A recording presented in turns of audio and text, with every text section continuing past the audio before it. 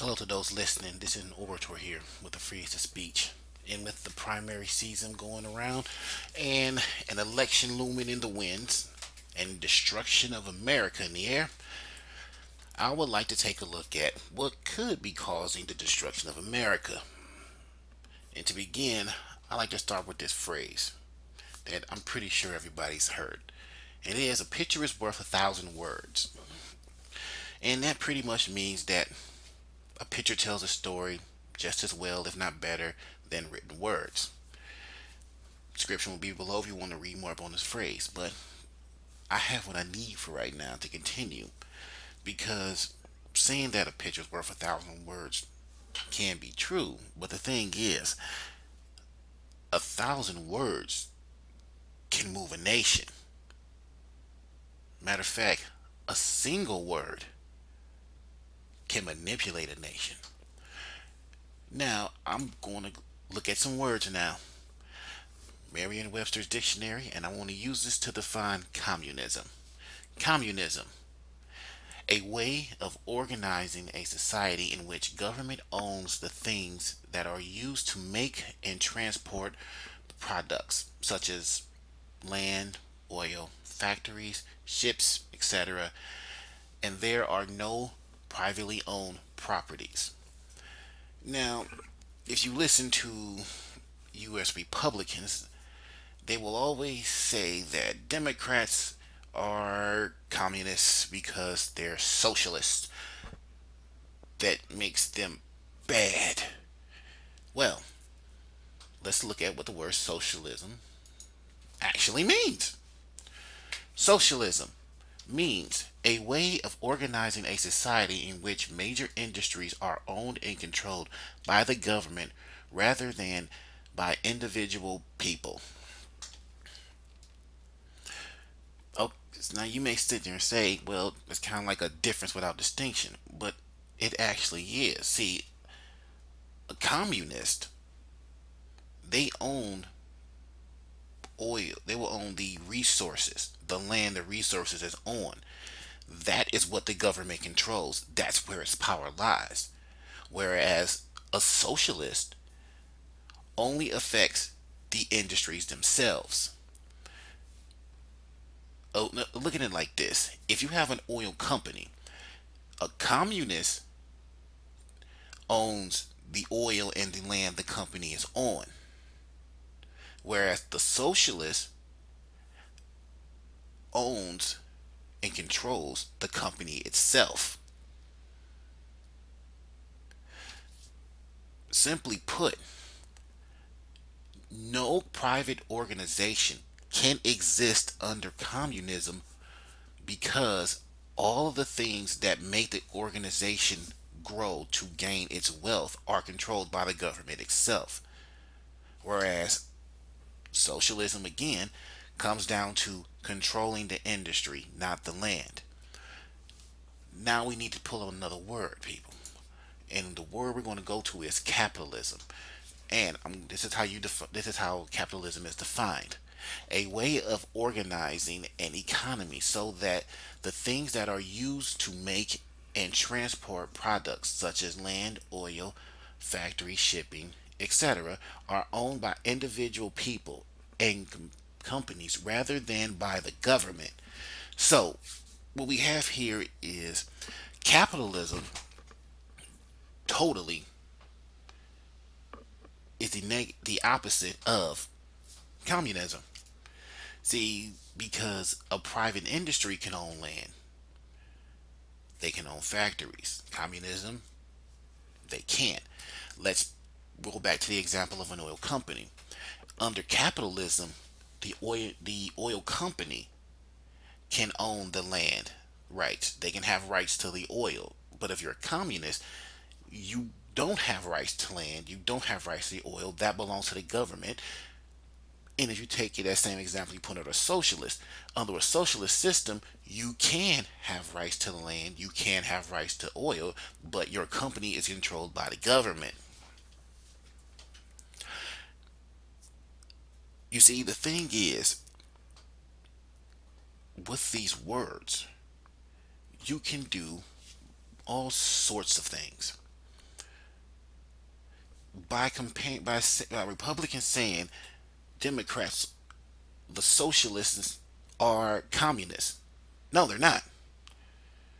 A socialist believes that the government is supposed to control the companies. Now, you may say, well, isn't controlling companies wrong? Well, here's the thing: you can control a company and not have control over the company. You may be saying to yourself, whoa, this sounds a little bit, sounds more like the difference without distinction again. Well, the thing is, it really is a very, the difference may sound small, but it's very, very important. You see, a private business that is under a capitalist system can own the rights to land and oil that they get from the government. The socialist government will say, you have these rights. You can drill here.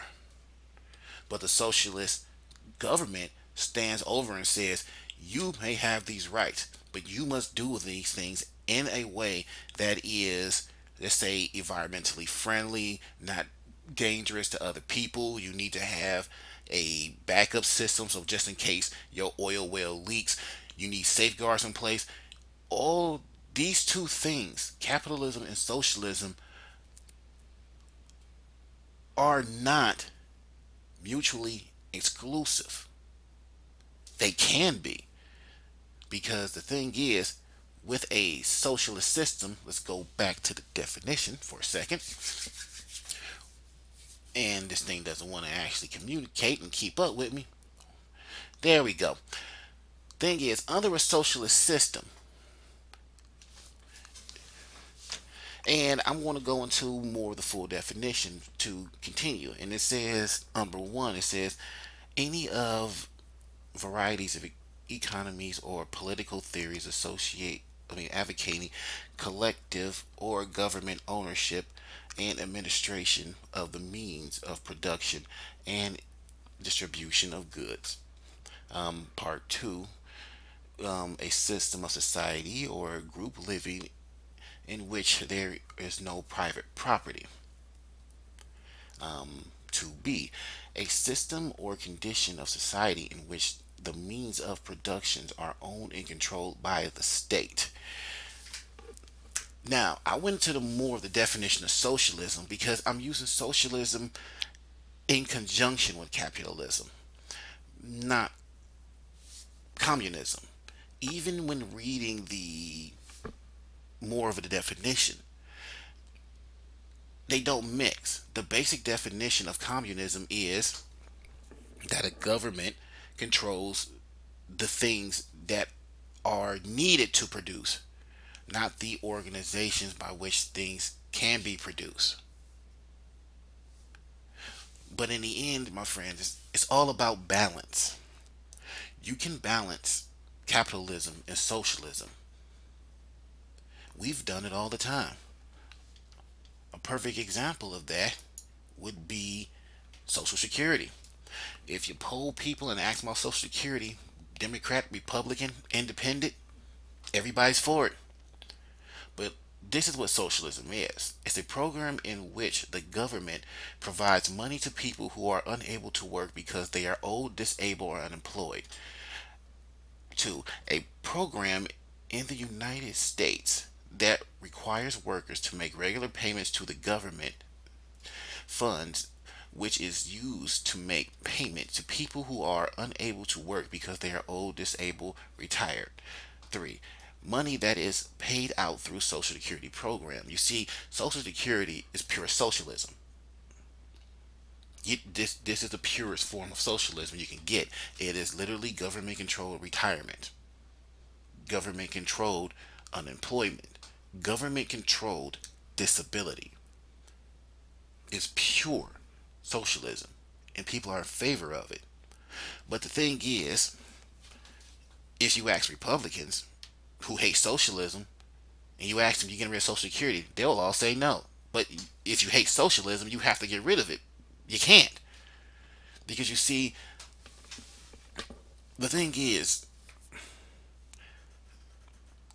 let's go back to this phrase again. And it's that a picture is worth 1,000 words. You see, the systems of government do things that are complicated. And because they're so complicated, it's difficult for people to wrap their mind around it. So, what our politicians do is paint a picture. And they let that picture speak for it. See? Bad picture, bad things happening. But these words, the simple one little word, can decimate things in your path. Because as long as people believe socialism and communism are the same, they will not understand the need for socialism. Socialism and capitalism are necessities. They are two sides of the same coin. You need one to balance the other. Unfettered capitalism leads to financial crises like the crash. Unfettered socialism, on the other hand, can lead to country bankruptcy. But if you allow the capitalist system to do its thing, and you use socialism to help those on the bottom to raise themselves up, you use the socialism to try to keep the capitalism in check, things will work out for the best. And as you see, in the end, there is no communism. Because communism and capitalism cannot stand together. If socialism, excuse me, and communism were the same, this country would have already been torn apart. The two cannot exist together. But